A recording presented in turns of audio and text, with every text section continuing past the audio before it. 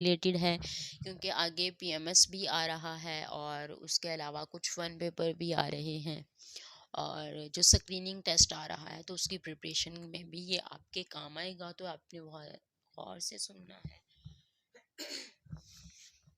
Sentence correction में हम आज देखेंगे कि अगर वो आपको एक सेंटेंस देते हैं तो उसमें कौन कौन सी मिस्टेक्स आपको आइडेंटिफाई करनी है, कौन कौन सी मिस्टेक्स हो सकती हैं। तो सबसे पहले हम ये देखते हैं कि सेंटेंस करेक्शन में करेक्शन ऑफ आर्टिकल आ सकता है, कि वो आपको एक सेंटेंस देते हैं और उसमें आपने आर्टिकल आइडेंटिफाई करना है कि करेक्ट है या नहीं है। अगर नहीं यूज़ किया हुआ तो आपको यूज़ करना होगा आर्टिकल। उसके बाद सेकंड पे मिस्टेक्स ऑफ पंक्चुएशन हो सकती है। पंक्चुएशन रॉन्ग उन्होंने यूज़ इस्तेमाल की हुई हो तो वो आपको ठीक करना हो, या जहाँ पर पंक्चुएशन आती हो सेंटेंस में उन्होंने वो ना पंक्चुएशन लगाई हो तो वो आपको लगाना हो। सेकंड में प्रेपोजिशनल मिस्टेक्स आ सकती हैं। उसमें ये होता है कि ये प्रेपोजिशन वाला जो पार्ट है ये मोस्ट इम्पॉर्टेंट है। और ये वैसे भी बहुत ज़्यादा प्रेपोजिशंस हैं, क्योंकि हमारी अक्सर आदत है कि हम जैसे बचपन में पढ़ते आ रहे हैं, हम कहते हैं इन, ऑन और इस तरह के जो अबव, अंडर, इस तरह की बहुत ज़्यादा, मतलब बस इतनी ही होती हैं और यही रूल्स होते हैं, जिसकी वजह से हमें प्रेपोजिशन में बहुत ज़्यादा मिस्टेक्स होती हैं। तो हम इसको इंशाल्लाह डिटेल में बाद में ज़रूर करेंगे। उसके बाद है प्रेपोजिशनल मिस्टेक्स में आ सकता है कि वो आपको एक सेंटेंस देते हैं और उसमें आपने आइडेंटिफाई करना होगा कि प्रेपोजिशन ठीक है या नहीं है। उसके बाद है, आगे मैं एग्जांपल्स आपको बताऊंगी। उसके बाद है एरर ऑफ टेंसेस हो सकते हैं।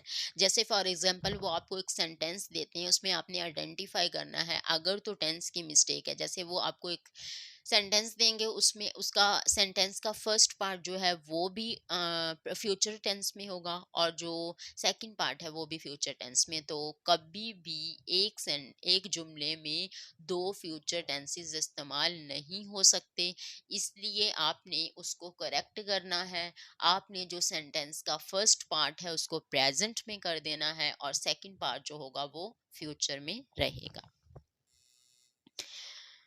उसके बाद है एडवर्बियल मिस्टेक्स, कि जो एडवर्ब होता है वो उन्होंने रॉन्ग यूज किया हो, वो गलत हो, आपने उसे करेक्ट करना हो। ये आपने आइडेंटिफाई करना है। ये जितने भी मैं आपको बता रही हूँ, correction of article, mistakes of punctuation, prepositional mistakes, error of tenses या मिस्टेक्स इन यूजिंग वर्ब्स भी हो सकता है। कि वर्ब जैसे हमारे पास होता है फॉर्म्स ऑफ वर्ब्स, आपको पता है first form of verb, second, third, या हेल्पिंग वर्ब्स हमारे पास होते हैं is, am, are, was, were, has, have. तो इनकी मिस्टेक्स हो सकती हैं सेंटेंस में। तो आपके सामने जब एक जुमला आएगा सेंटेंस करेक्शन का, तो आपने ये सारी चीज़ें उसमें देखनी है। आपने देखना है करेक्शन ऑफ आर्टिकल तो नहीं है। अगर उसमें करेक्शन ऑफ आर्टिकल नहीं होगी तो पंक्चुएशन की कोई मिस्टेक होगी, प्रेपोजिशन की, मोस्टली प्रेपोजिशन की, वर्ब की और सब्जेक्ट की मिस्टेक्स होती हैं, और टेंसेस की भी। तो जब आप टेंसेस करते हैं तो उसमें आपका ये वर्ब, सब्जेक्ट, ये सारी चीज़ें भी आ जाती हैं। अच्छा, तो उसके बाद है mistakes of noun and pronoun. Noun and pronoun की मिस्टेक्स भी आ सकती हैं उसमें। उसके बाद है करेक्शन ऑफ एडजेक्टिव्स। अब नाउन और प्रोनाउन की मिस्टेक्स किस तरह से आ सकती है। जैसे वो कहते हैं कि आपको फर्स्ट में, सेंटेंस के फर्स्ट पार्ट में वो ही का इस्तेमाल कर देते हैं और सेकंड पार्ट में वो देम का इस्तेमाल कर देते हैं। तो ये तो रॉन्ग है ना। ही, हिज होता है, ही के लिए देम इस्तेमाल नहीं होता, दे के लिए देम इस्तेमाल होता है। तो ये इसमें ये ज्यादा लोगों के लिए होता है। उसके बाद है करेक्शन ऑफ एडजेक्टिव्स हो सकता है। तो ये है, आपने, आपके सामने जब सेंटेंस आता है तो आपने देखना है कि इनमें से कौन सी मिस्टेक है जिसको आपको ठीक करना है।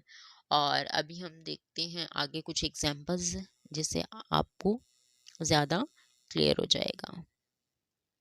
अच्छा, तो हमारे पास यहाँ पर फर्स्ट एग्जांपल है, either of the students were present.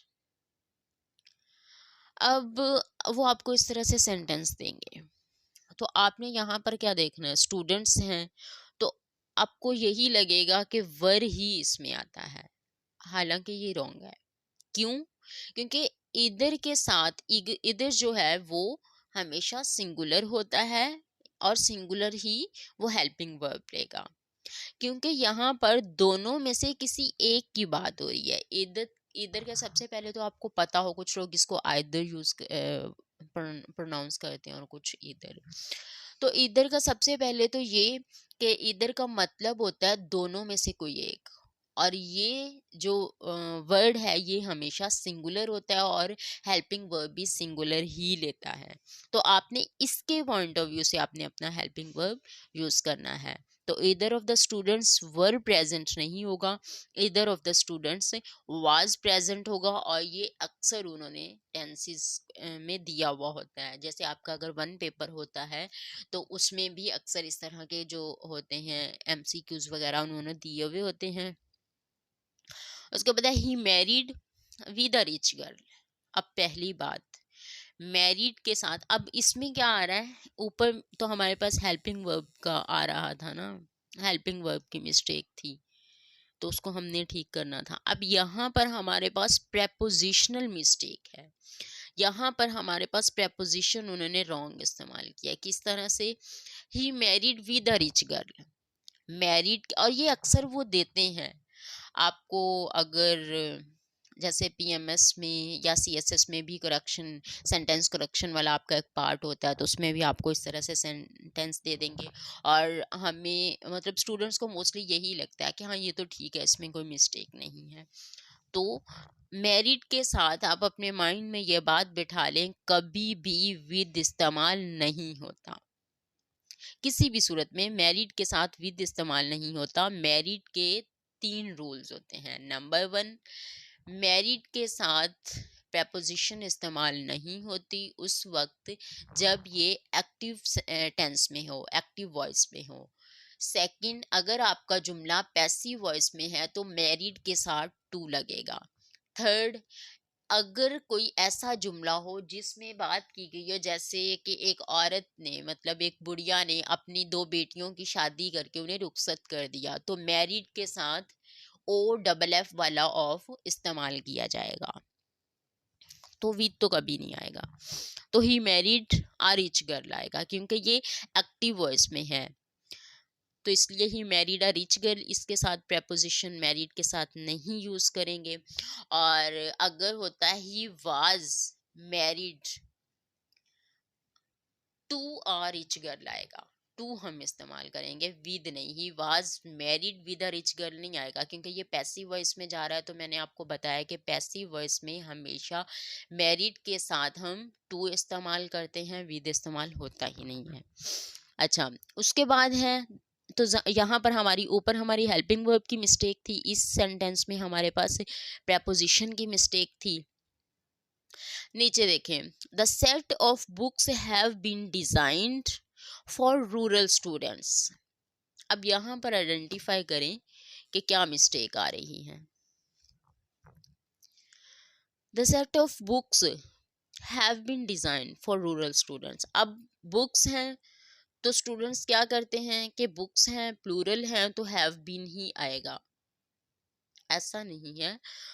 हमने ये देखना है, यहाँ पर हमारी सब्जेक्ट की मिस्टेक आ रही है, क्योंकि हमेशा आप अपने माइंड में ये बात रखें कि जो, अगर हमारा सब्जेक्ट सिंगुलर होगा तो हमारे पास हेल्पिंग वर्ब भी सिंगुलर ही आएगा, और अगर हमारा सब्जेक्ट प्लूरल होगा तो हमेशा हमारा जो हेल्पिंग वर्ब होगा या वर्ब होगा वो हमेशा प्लूरल ही आएगा। तो यहाँ पर सेट ऑफ बुक्स की बात की गई है, बुक्स नहीं, बुक्स यहाँ पर नहीं, सेट की बात की गई है। सेट हमारा सब्जेक्ट बन रहा है, बुक्स हमारा सब्जेक्ट नहीं बन रहा। ये तो वो बता रहे हैं कि सेट किस चीज का, सेट ऑफ बुक्स, तो असल में हमारा यहाँ पर जो सब्जेक्ट बन रहा है वो सेट बन रहा है, तो सब्जेक्ट हमारे पास सिंगुलर आ रहा है, लेकिन आगे जो हेल्पिंग वर्ब है वो हमने हैव प्लूरल में इस्तेमाल किया है, हैव बीन, क्योंकि हैव हैज ये हमारा हेल्पिंग वर्ब भी होता है और कहीं पर वर्ब का काम भी करता है। वो मैं आगे आपको वर्ब पे और सब्जेक्ट पे एक प्रॉपर डिटेल्ड वीडियो में अपलोड करूंगी, उसमें आपको मैं समझाऊंगी। तो the set of books have been design for rural students. तो अब आपने ऐसे नहीं करना कि आप हैव को रिमूव वो चेंज कर दें, हैव की जगह हैज़ लगा दें। आपने ऐसा नहीं करना, क्योंकि मोस्टली स्टूडेंट्स ये करते हैं कि उसको रिमूव करके कुछ ऐसा वर्ड यूज़ किया हुआ हो, मतलब जो करेक्शन नहीं करनी होती आप वो कर देती हैं। असल में वो आपसे जो माँग रहा है, उसने ये आपको मिस्टेक दे दी है कि यहाँ पर उसने जो आपका हेल्पिंग वर्ब है वो तो प्लूरल में इस्तेमाल कर दिया है। तो अब आपको आइडेंटिफाई करना है कि मिस्टेक क्या है। तो मिस्टेक आ रही है सेट, आपका सब्जेक्ट सिंगुलर है, तो आपने सब्जेक्ट को प्लूरल में करना है। कैसे? The sets of books have been design for rural students. तो हमने सेट्स कर दिया, तो हमारा सब्जेक्ट जो है वो प्लूरल हो गया। तो आगे जो हमारा हेल्पिंग वर्ब है वो भी प्लूरल हो गया। तो यहाँ पर इस सेंटेंस में हमारे पास सब्जेक्ट की मिस्टेक थी। फर्स्ट सेंटेंस में हमारे पास मिस्टेक थी हेल्पिंग वर्ब की, वाज वर। सेकंड में हमारे पास मिस्टेक थी प्रेपोजिशन की। और थर्ड हमारा जो सेंटेंस है उसमें मिस्टेक हमने जो आइडेंटिफाई की है वो सब्जेक्ट की है।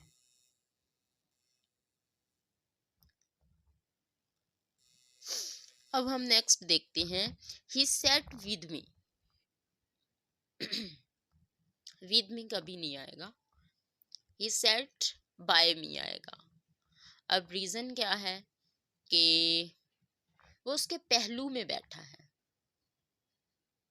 जिसकी वजह से हम सेट बाय, मतलब सेट के साथ हमेशा बाय इस्तेमाल करते हैं, कभी भी विद इस्तेमाल नहीं करते। ये सेंटेंस भी अक्सर उन्होंने दिया हुआ है। तो ही सेट विद मी नहीं आएगा, ही सेट बाय मी आएगा। उसके बाद है put off the candle and put out the candle. Put off the candle wrong है। पुट ऑफ का मतलब होता है, पुट ऑफ मीन्स होता है कि कैंसल करना, और पुट आउट का मतलब होता है बुझाना। तो इसलिए कैंडल को आप कैंसल या ख़त्म बिल्कुल तो नहीं ना कर रहे, कैंडल को आप बुझा रहे हैं। तो पुट आउट आता है हमेशा कैंडल को बुझाने के लिए, पुट आउट इस्तेमाल किया जाता है, पुट ऑफ इस्तेमाल नहीं किया जाता। और ये भी मोस्टली मिस्टेक होती है सेंटेंस करेक्शन में, ये भी वो दे देते हैं। और मोस्टली स्टूडेंट्स यहाँ पर कंफ्यूज हो जाते हैं, और ये एमसीक्यूज में भी देते हैं कि पुट ऑफ आएगा, पुट आउट आएगा, इस तरह से। तो पुट ऑफ नहीं आएगा, कैंडल के साथ हमेशा पुट आउट आएगा, क्योंकि पुट ऑफ का मतलब होता है कैंसल्ड और पुट आउट का मतलब होता है बुझाना। आई होप कि आपको इसकी समझ आ गई होगी। इसमें भी हमारी प्रेपोजिशन की मिस्टेक थी।